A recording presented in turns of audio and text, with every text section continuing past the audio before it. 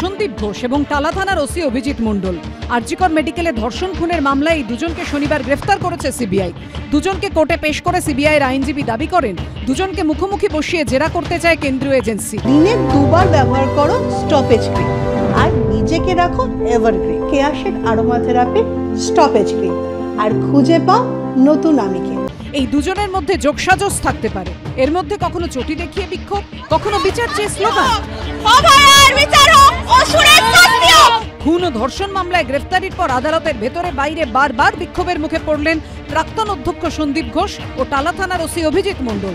এর আগে দুর্নীতির মামলায় গ্রেফতার হওয়ার পরও চটি এবং চাঁটি দুই উড়ে এসেছিল আরজিকর মেডিকেলের প্রাক্তন অধ্যক্ষ সন্দীপ ঘোষকে লক্ষ্য করে।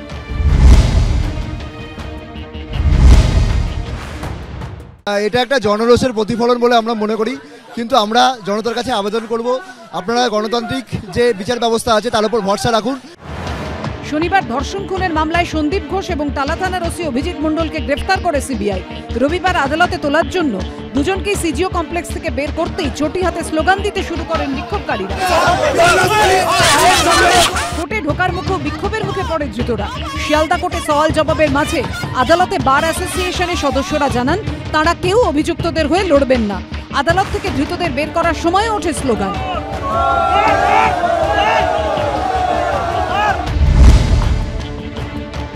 ঘোষকে উপযুক্ত শাস্তি দেওয়া হোক, বিশেষত এই যে তথ্য প্রমাণ তো চোখে সামনে চলে আসছে, জলের মতো ক্লিয়ার, ক্রিস্টাল ক্লিয়ার ইংরেজিতে যাকে বলে।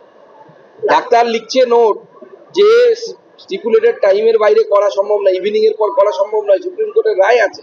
সেখানে টালা থানার ওসি সে আলাদা করে চিঠি লিখছে, স্পেশাল সার্কামস্ট্যান্সেস এগুলো করে দিন, চাপ দেওয়া হচ্ছে করার জন্য। প্রমাণ লোপাট করা হয়েছে, তথ্য প্রমাণ বিকৃত করার চেষ্টা হয়েছে, সিন ট্যাম্পার করা হয়েছে। এটা যদি অভিযোগ সত্য বলে প্রমাণিত হয়, তাহলে এর সঙ্গে যে বা যারা আছে সিবিআই তাদের ধরেছে, ধরুক, দ্রুত তদন্ত শেষ করুক এবং নিশ্চিতভাবে শাস্তি দিক। এটা আমরাও সমানভাবে একই সঙ্গে চাই।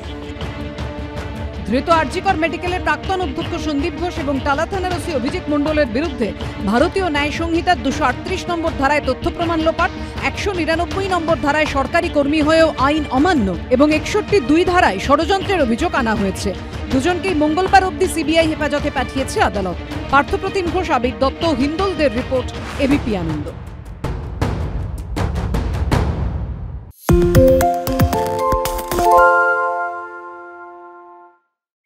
সত্য অন্তহীন, সত্যের খোঁজও তাই, সত্য সন্ধানে তাই আমরা অক্লান্ত, অকুতভয়। এবিপি আনন্দ নতুন ভাবনার প্রতীক, যা মনে মুক্ত, তথ্যে যুক্ত এবং যাবতীয় সীমানার বাঁধন থেকে মুক্ত।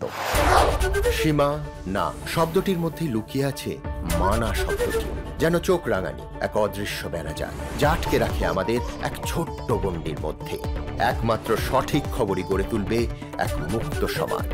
সেই জগৎ গড়ার লক্ষ্যে কোনো সীমানার ঠুকুটি আমরা মানব না। এবিপি আনন্দ এগিয়ে থাকে, এগিয়ে রাখে।